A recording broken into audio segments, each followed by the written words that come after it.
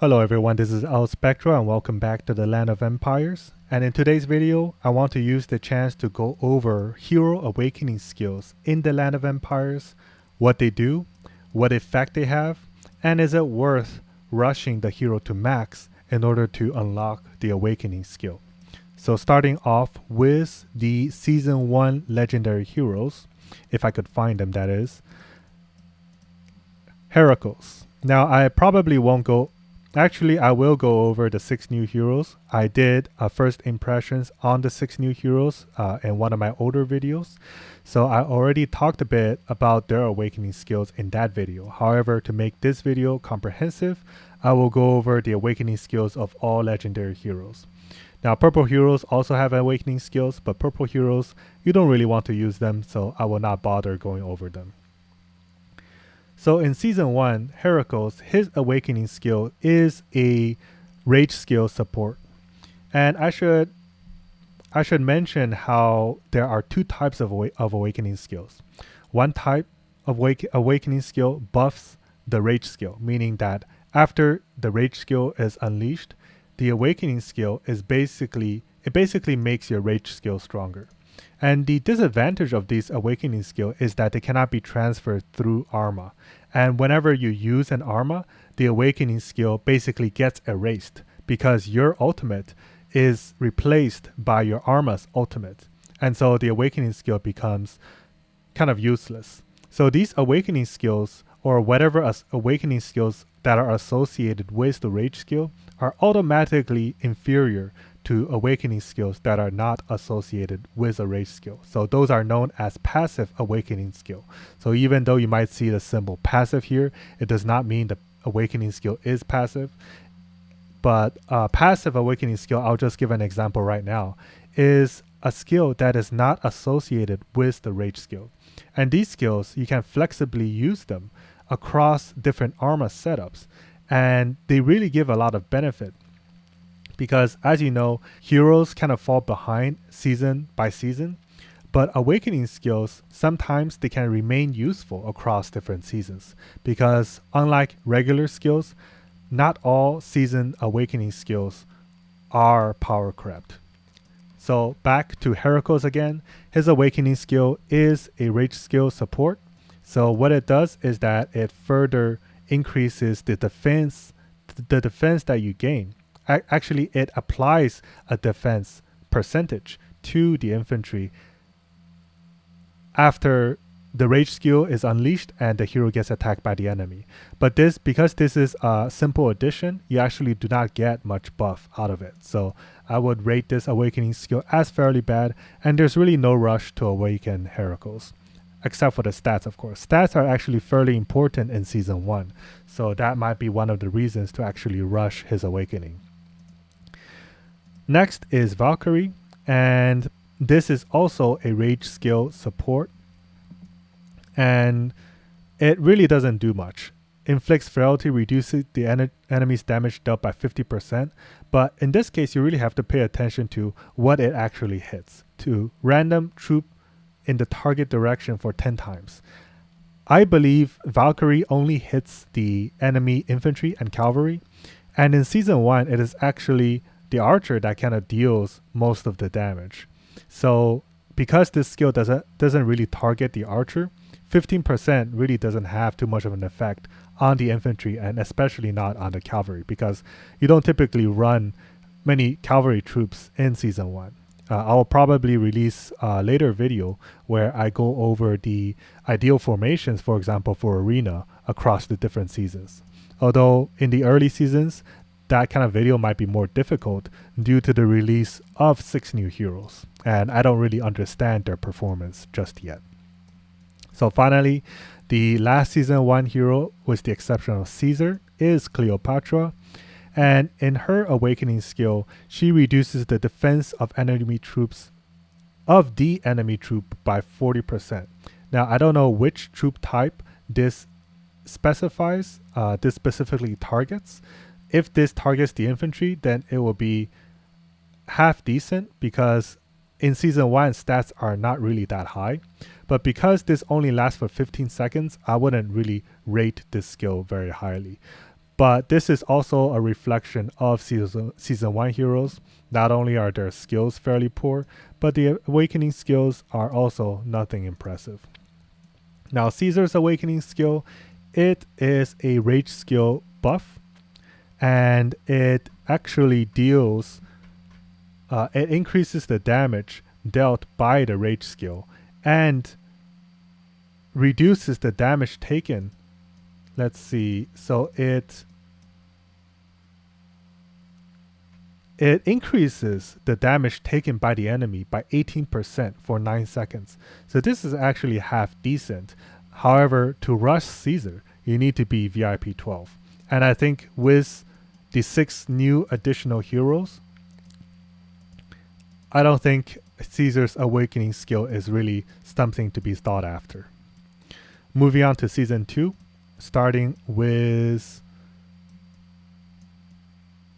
Athena. Her awakening skill further reduces all allies taking damage and increases damage dealt by 25%. So this skill is actually not too bad.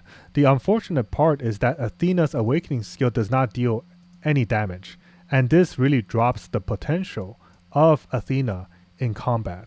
So although this awakening skill is very good, it doesn't make Athena better than Caesar. I wouldn't say very good. It is fairly good. So I wouldn't rush Athena at all, as long as you have 8-star Caesar.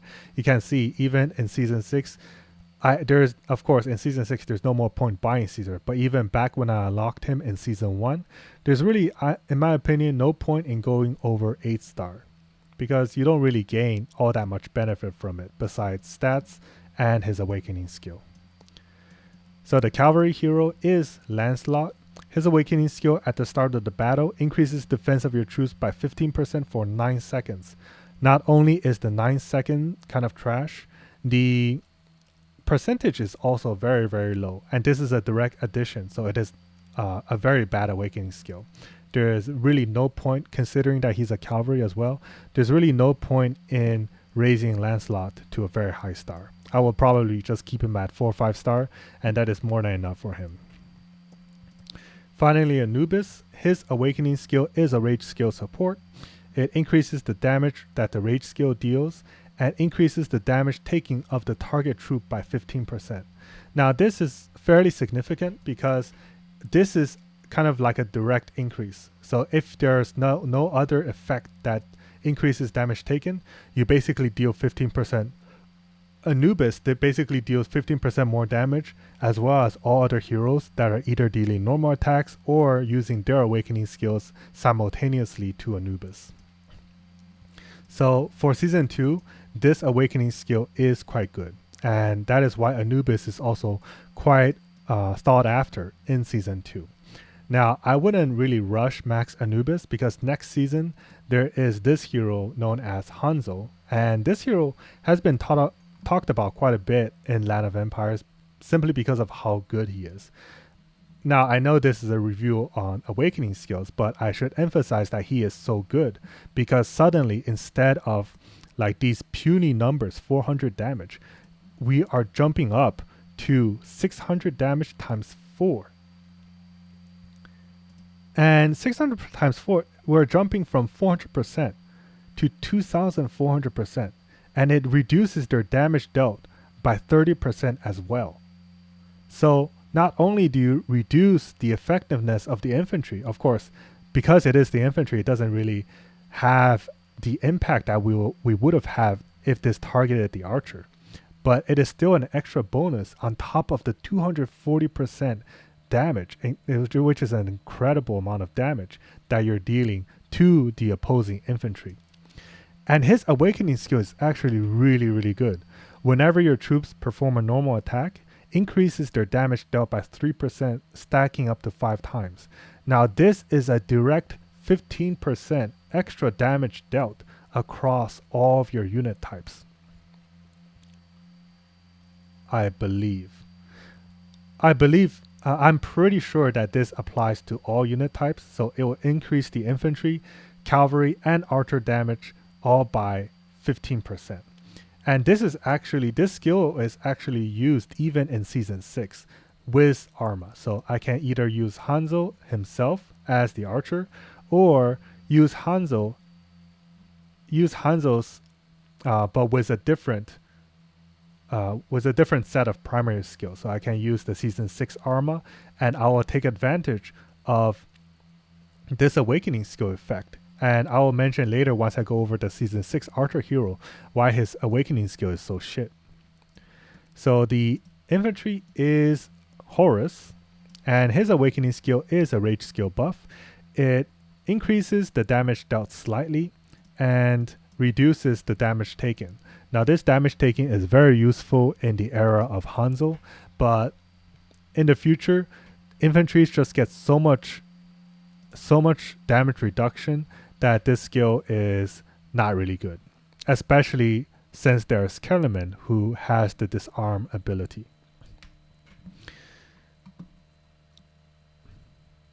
And because you want to use the Season 6 Arma on Kellerman instead of Horus. That's probably the primary reason why a lot of infantry skills don't really see much, infantry awakening skills don't really see much use in Season 6. And that is because Kellerman exists. So covering the cavalry hero for Season 3, I don't even have this skill unlocked. Every time unleashing a rage skill increases the defense of your troop by 3% up to a maximum of 30%. So this is absolute junk, especially in Season 3. An additive percent this low simply does nothing. So there's no point rushing his awakening. Anubis,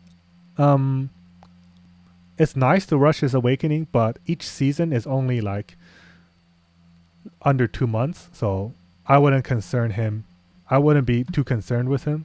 But Hanzo, I would maybe not rush to max, but eventually max just for his awakening skill, because it is very useful not only in Season 3, but also 4, 5, and the current Season 6. Moving on to Season 4, starting out with Kellerman. Now, Kellerman is definitely worth maxing, or even rushing to max. I would say if you rush him to max, the benefit that you get isn't that high, but his overall utility for the awakening skills disarm. So this is not a rage skill support. This is an independent passive skill. It's just so useful, not only in the Battle of Disorder, but also outside of the Battle of Disorder. Because when this skill activates, your opponents basically lose 2 rounds of normal attacks.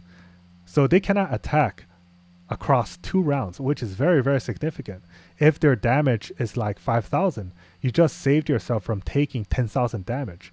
And as you know how the damage formula works, the less damage you take, the more damage you can deal. So it's a multiplicative effect. And this is probably one of the best awakening skill that currently exists in this game. So he is definitely worth maxing.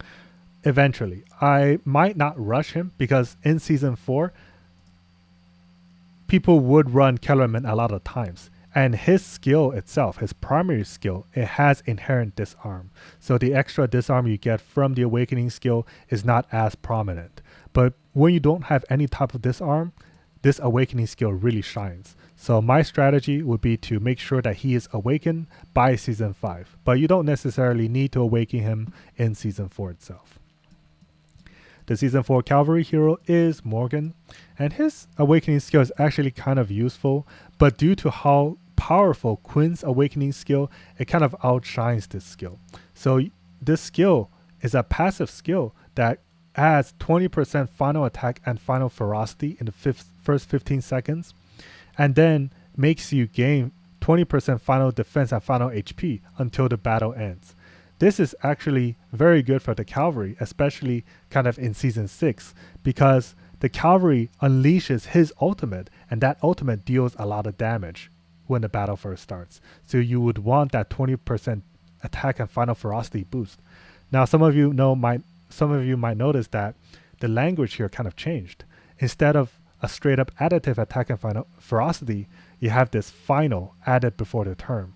And what I believe this does is that it is actually a multiplier instead of an addition. So if you have 1000% stats, you suddenly gain 200% additive stats instead of just 20%. And when the effect ends, you get 20% final defense and final HP until the battle ends. So it goes from an offensive build to a defensive property. So I don't think there's really a rush. There's really a reason to rush Morgan, because once again, when you do hit Season 5, his Awakening skill, although good, it is significantly outshined by Quinn's Awakening skill. And I will move on to Quinn very soon. But before I do that, I need to go over the Season 5 Archer, who is unfortunately really bad in terms of their Awakening skill. First and foremost, the Awakening skill is tied to their primary rage skill. And all it does is that it boosts the damage by a little bit. But because this Archer deals so little damage, many people would actually prefer using Hanzo. And Hanzo is actually much stronger, much more superior in pretty much all characteristics compared to Charlotte. So there is absolutely no reason to rush Charlotte. Keep her at 4-5 star. Focus on Kellerman and just focus on Kellerman first. You don't need to bother with the Archer nor the Cavalry, because they don't really gain all that much from their Awakening skill, nor do they gain all that much from their stats. Yeah, it reduces their final defense and final attack by 15%. This is rather nice, but once again, you just lose so much potential, damage potential, by using her instead of Hanzo. And if you use Hanzo Arma, for example, suddenly you lose the Awakening skill because you no longer have this rage skill. That rage skill is replaced by Hanzo's rage skill. And this is why Charlotte is really bad in terms of her Awakening skill and overall utility. So moving on to Season 5, Michael's Awakening is a rage skill support. So right away it is inferior to a lot of passive rage skills. And it reduces damage dealt by 75%, so it increases from 70%, and increases their damage taken by 15%. So one thing that I should really emphasize is that although Michael's Awakening skill sucks, Awakening Michael is actually it actually has the biggest impact within Season 5 itself. Now after Season 5, it still matters, but it matters much less. Well, it actually still matters quite a I guess it hasn't been tested, but what the Awakening skill actually does, and this might not be directly associated with the Awakening skill, but what happens when you max Michael is that he uses the rage skill immediately after the battle starts. Now he does not do that until he is awakened, but once he is awakened, his rage skill reduces the damage dealt by your opponent cavalry and infantry by 90%, not 70%, 90%. So instead of your enemy cavalry dealing like 700 damage, it will literally deal 70 damage to you. And that is why an Awakened Michael is so important in Season 5. If you are against Awakened Michael, when you are running a non-Awakened Michael, you will get absolutely destroyed unless you have a significant stat advantage compared to them. Because if you are unable to weaken their Quinn by 90%, then their Quinn will destroy your cavalry. Their Quinn will destroy your Quinn, pretty much, because their Quinn will deal literally 10 times the damage as your Quinn. So moving on to Quinn, and he actually has one of the most useful Awakening skills that currently exist. I wouldn't say it's on par with Kellerman, but it is still very, very useful, especially outside of the Battle of Disorder in Arena, for example. And this might not sound like much. All allied troops damage taken from normal attacks. So you can see it only restricts itself to normal attacks. So it does not actually reduce the damage from your enemy's rage skill attacks. But 30%, what it does is that it actually is a 0.7 multiplier on all your enemy's normal attack skills. And that is a big deal, because instead of dealing 1000 damage, for example, their normal attack will only able to deal 700 damage. So this is a generalized damage reduction against all normal attacks. And if you stack this with Lisbeth's Awakening skill, which reduces your all your enemy troops final attack by 10% and final ferocity by 5%, it is a very potent combo to almost guarantee survival of your team, unless your enemy has a very high stats. And I'm kind of moving ahead of myself because I'm thinking more in terms of season 6. The season 6's infantry is just so tanky, and especially when you stack these awakening skills onto the season 6 primary skills, you just gain so much more survivability that even if your opponent is so much stronger than you, you can time them out. So that is season 5's awakening skill. I would say Michael, awaken Michael immediately, like rush him however quick you can, only if you want to dominate in season 5. After season 5, he becomes much less useful. He basically gets relegated to teams 3. And that is because season 6 is just so much stronger. But if you want to dominate, definitely awaken him. Otherwise, there's really not that much rush, but still do awaken him by season 6 if you want to perform well in arena. Quinn, his skill is very good in season 5 and season 6. I guess there's no major rush, but season 5 heroes just have overall very powerful awakening skills. So it doesn't hurt to rush these heroes, although these heroes, I must say, do cost 250 extra fragments compared to every other seasons. So instead of 1,200, they cost 1,450 fragments to max. And so this might come as an issue for some people, but the awakening skill, I must say, is very powerful, not only within season 5, but also in season 6 for armor utility.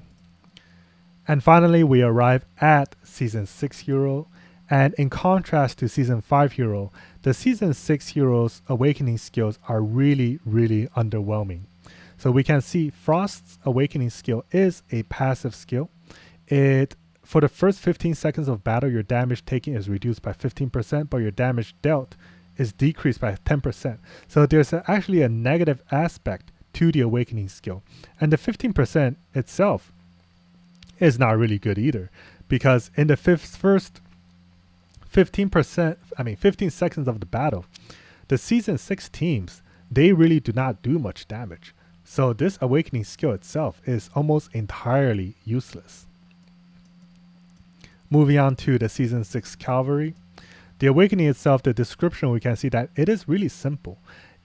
Increase your troops' final ferocity by 15%, but decrease their HP by 5%. So similar to the season 6 infantry, season 6 cavalry's awakening skill also has a negative effect on itself. And 15% final ferocity, especially when it is restricted only to the cavalry unit, is not that much either. Like compared to Lisbeth, for example, not only does she have 0 restriction, but she reduces all enemy troops' final attack by 10% and final ferocity by 5%. So instead of being limited to one troop type, her skill is a debuff applied to all enemy troops type. So even though Lisbeth, who probably holds the weakest of season 5 awakening skill, her awakening skill is still significantly superior to Chironian's awakening skill. And finally, we arrive to the season 6 archer's awakening skill. And his awakening skill just increases all your troops' HP by 10%.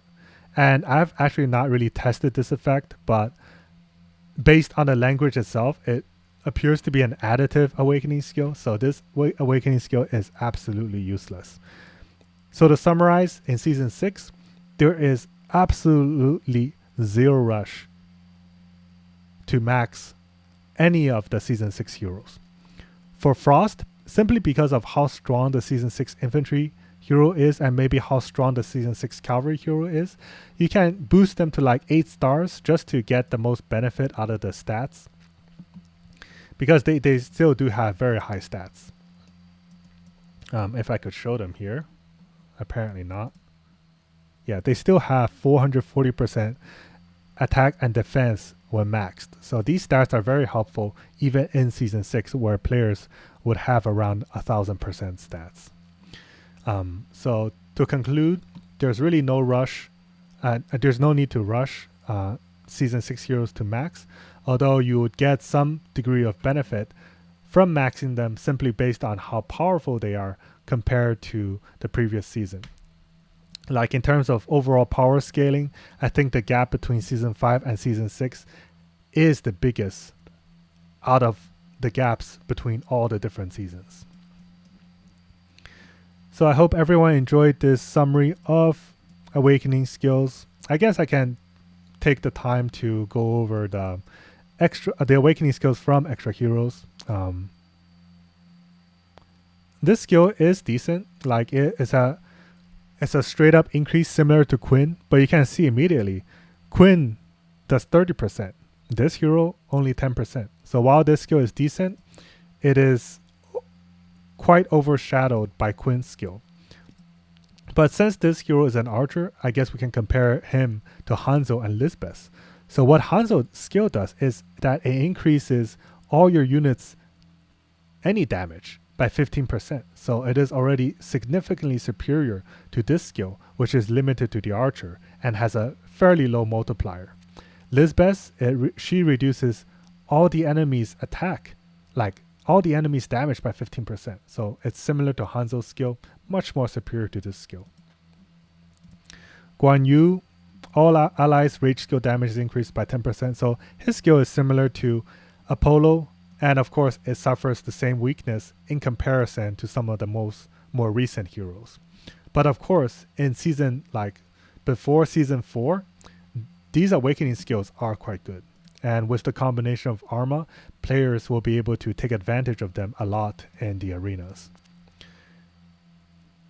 So this is the same as Guan Yu. Yeah, it appears so. All allied troops. So this is all allied troops, but an even lower multiplier. So not that great. Not that great. And not that great. These awakening skills overall are fairly good for Season 1 to 3. But once again, you have to max an additional hero that you could have otherwise spent on, say, Lord Power and everything. Because these heroes, they cost 1,250 fragments. 1,200 fragments, which is like straight up $600. So it is not cheap. So early on in the game, you want to focus on your formation stats, on your regular stats, and that kind of stuff. You don't want to be spending too much on these heroes. Just use Arma, use their primary skills, which are fairly decent for Season 1 and 2, and leave it at that, unless you are a huge whale. But I digress. So I hope everyone enjoyed this video, which is a summary of hero awakening skills in the Land of Empires, and I'll see everyone in the next video.